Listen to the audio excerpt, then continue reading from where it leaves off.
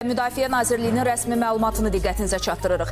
Keçən gecə və gün ərzində bütün cəbhə boyu mövqelərimiz və yaşayış məntəqələrimiz düşmən tərəfindən intensiv atəşə məruz qalıb. Bunun nəticəsində mülki əhali arasında ölən və yaralananlar var. Müdafiə Nazirliyinin məlumatına görə bu təxribatın qarşısının alınması, mülki əhalinin təhlükəsizliyinin təmin olunması məqsədi ilə silahlı qüvvələrimizin komandanlığı tərəfindən Ağdərə, Tərtər, Ağdam və Xocavənd, Füzuli istiqamətində cavab tədbirlərinin keçirilməsi barədə qərar qəbul edilib. Qısa müddətdə həyata keçirilib. Sürətli əks həmlə zamanı erməni birləşmələrinin uzun illərdən bəri mühəndis istehkam baxımından möhkəmləndirdiyi birinci müdafiə xətti cəbhənin bəzi istiqamətlərində yarılıb, strateji əhəmiyyətə malik bir neçə yüksəklik və yaşayış məntəqələri düşməndən tam azad olunub. Goranboy rayonu və Naftalan şəhərində təhlükə yarada biləcək Talış kəndi ətrafındakı yüksəkliklər, eləcə də Seysulan məntəqəsi düşmən qüvvələrindən tam təmizlənib.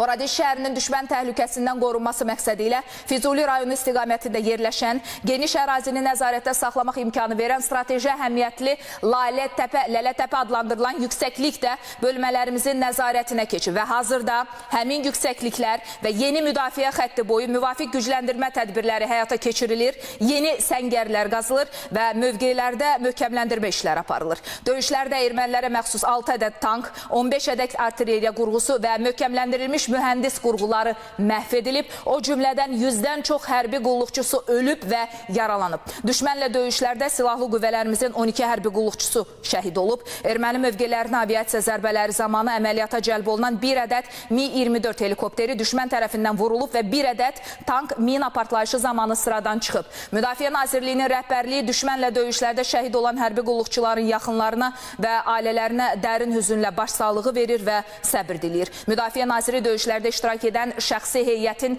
döyüş qabiliyyətini, hərbi təcrübəsini və döyüş ruhunu yüksək qiymətləndirib. Müdafiə Nazirliyi bildirir ki, atəşkəs rejimi haqqında razılaşmanın Ermənistan tərəfindən pozulması təkrarən baş verərsə, düşmənə vurulacaq zərbələr daha ağır və sarsıdıcı olacaqdır.